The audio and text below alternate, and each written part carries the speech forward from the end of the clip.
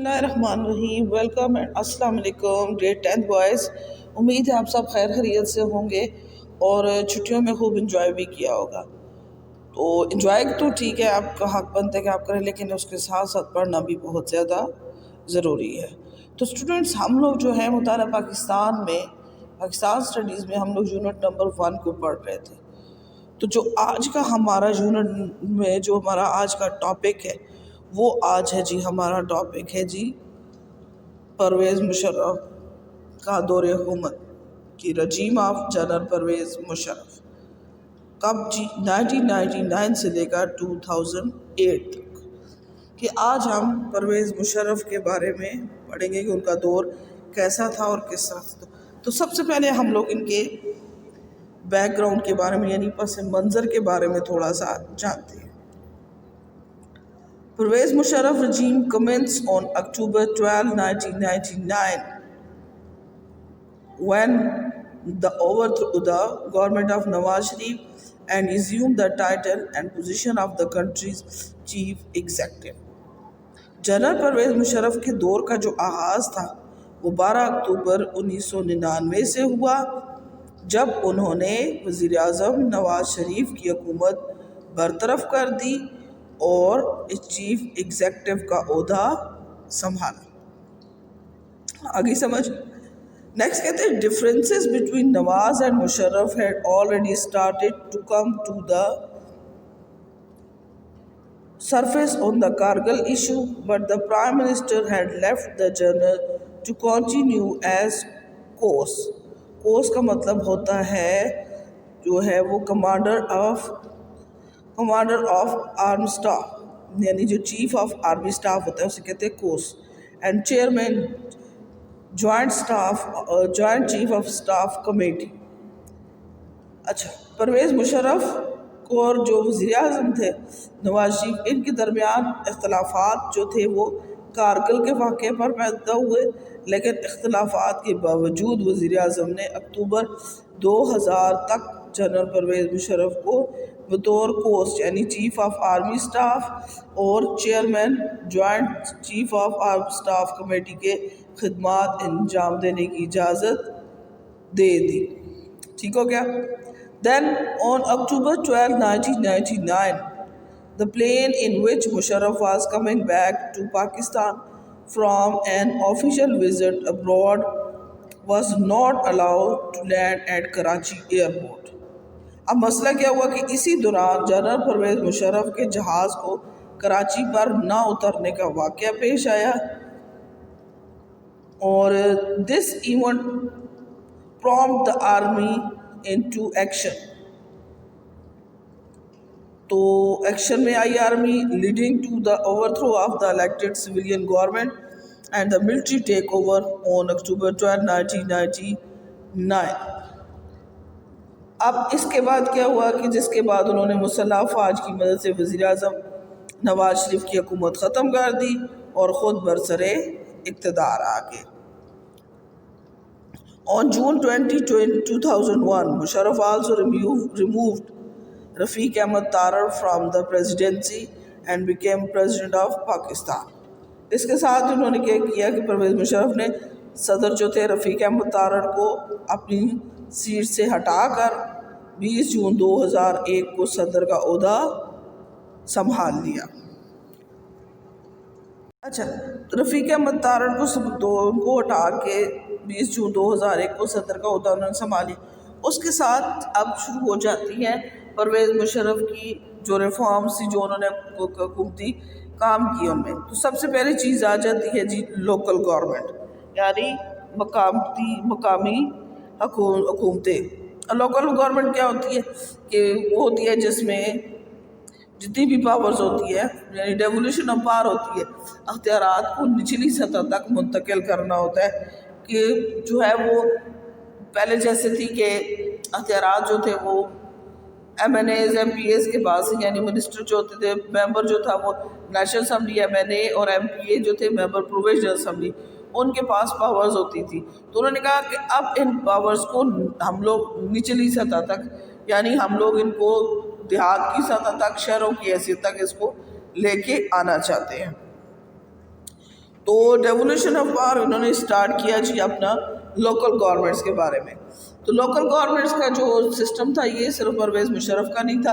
1884 میں سب سے پہلے جنوبی ایشیا میں وائس رائے لارڈ رپن نے اس کو انٹروڈیوس کروایا تھا، لیکن یہ افیکٹڈ نہ ہوا، اس لیے یہ ختم کر دیا. اس کے بعد صدر ایوب خان نے جو ہے وہ لوکل گورنمنٹس کا جو نظام تھا اس کو انٹروڈیوس کروایا، لیکن اسے بھی انہیں میں خاطر خواہ کامیابی حاصل نہ ہوئی.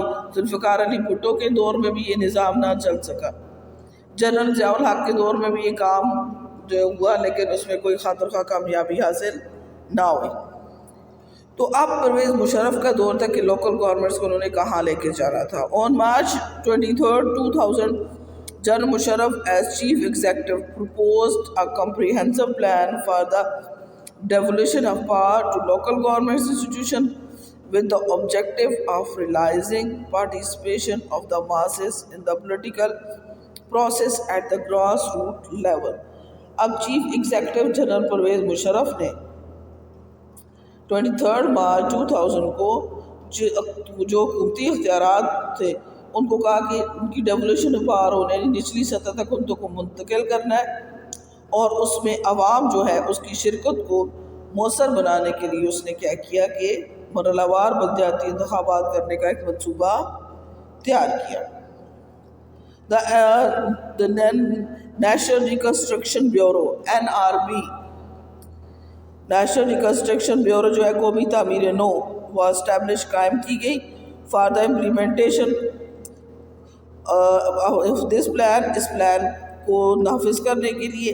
And due legal cover was provided to this body, اور اس میں کچھ چینجنگ کر کے اسے قانونی شکل دے دی گئی تھی. اچھا نیکسٹ آ جاتا ہے ہمارے پاس آن اگست 14, 2000 مشرف اناؤنسڈ.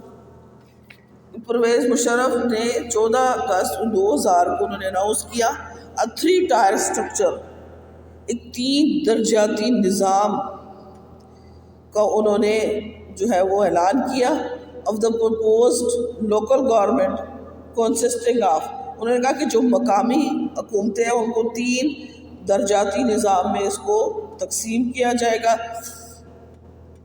کنسسٹنگ آف جو مشتمل ہوگی union council, tehsil council and district council, کہ جو یونین کونسل، تحصیل اور ٹاؤن کونسل اور ضلع کونسل پر مشتمل تھا.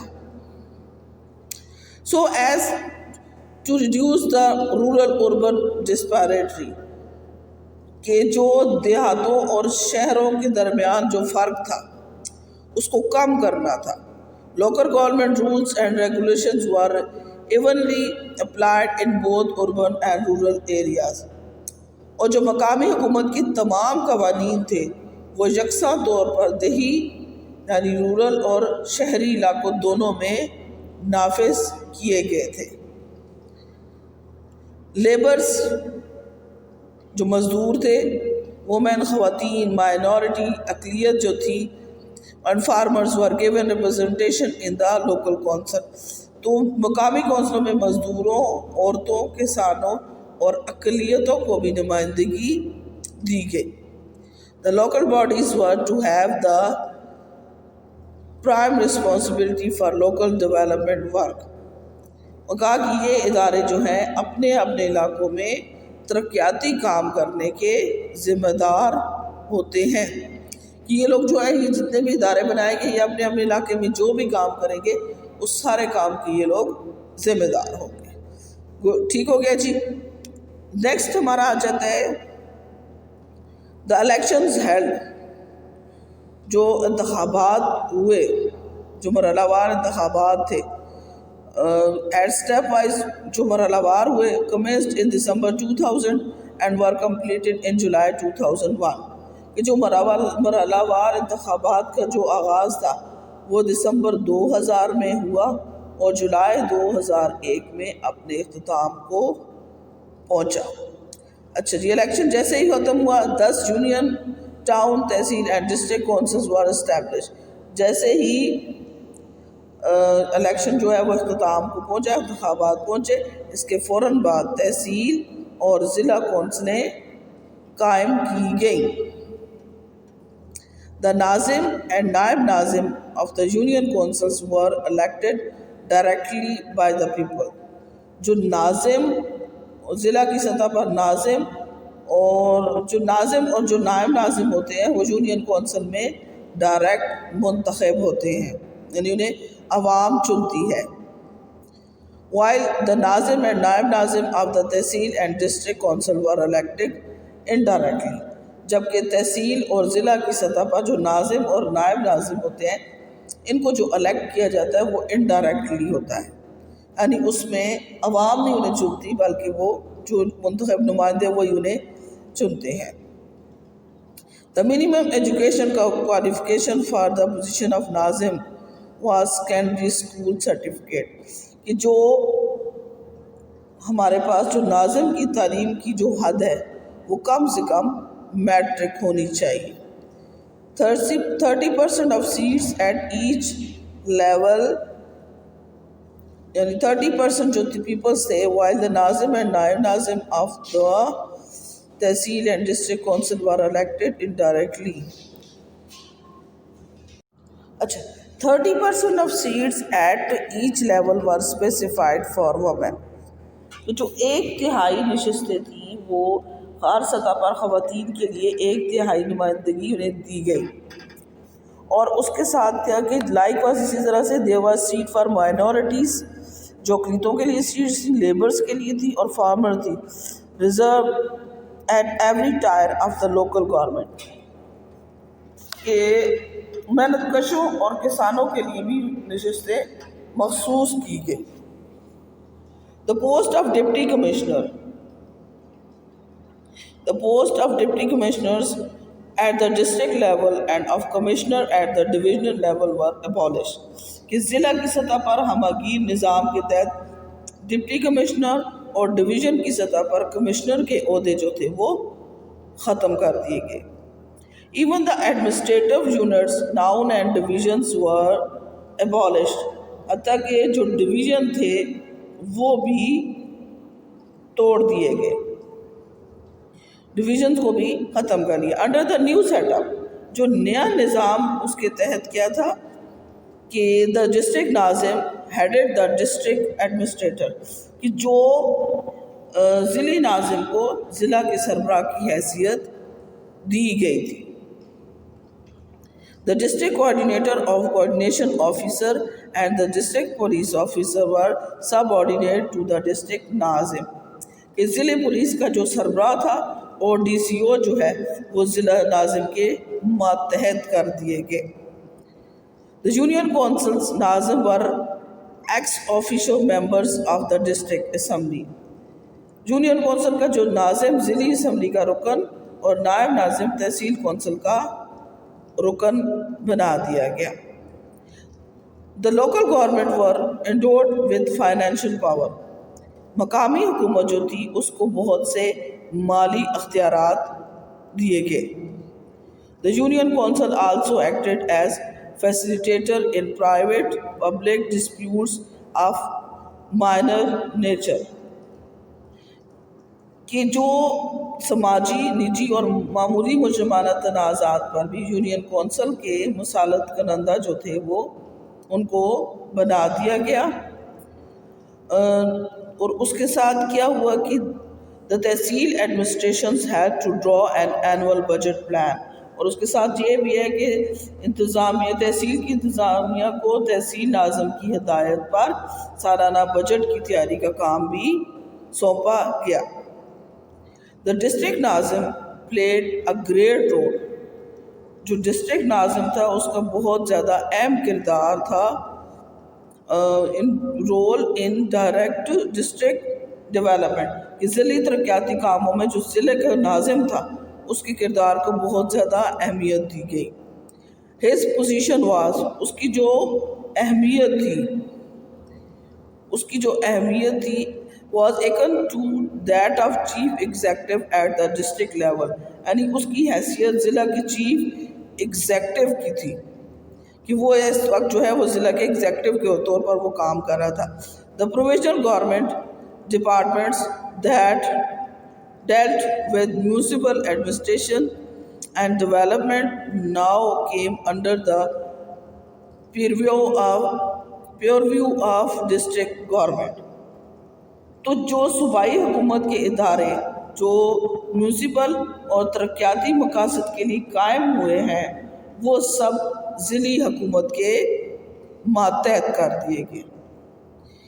The district coordinator officer, the district police officer and other officials جو اس کے علاوہ کہ ضلعی پولیس ڈی سی او اور دیگر افسران جتنے بھی ہیں ان سب کی جو اپوائنٹمنٹ ہے appointed by the provisional government of 3 years, while officers of lower grades and posted by the district Nazim on the recommendation of DCO. کہ ضلع پولیس ڈی سی او اور دیگر افسران کی جو اپوائنٹمنٹ ہوگی تقرری جو ہوگی وہ صوبائی حکومت 3 سال کے لیے کرتی ہے، جبکہ اس سے کم درجے کے افسران کی تقرری ضلع ناظم یعنی ڈی سی او کی سفارش پہ کرتا ہے.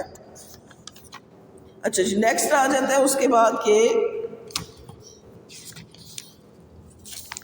the district council approved جو ڈسٹرکٹ کونسل اپروو کرتی ہے the district budget and could introduce new taxes or change the rule of old ones.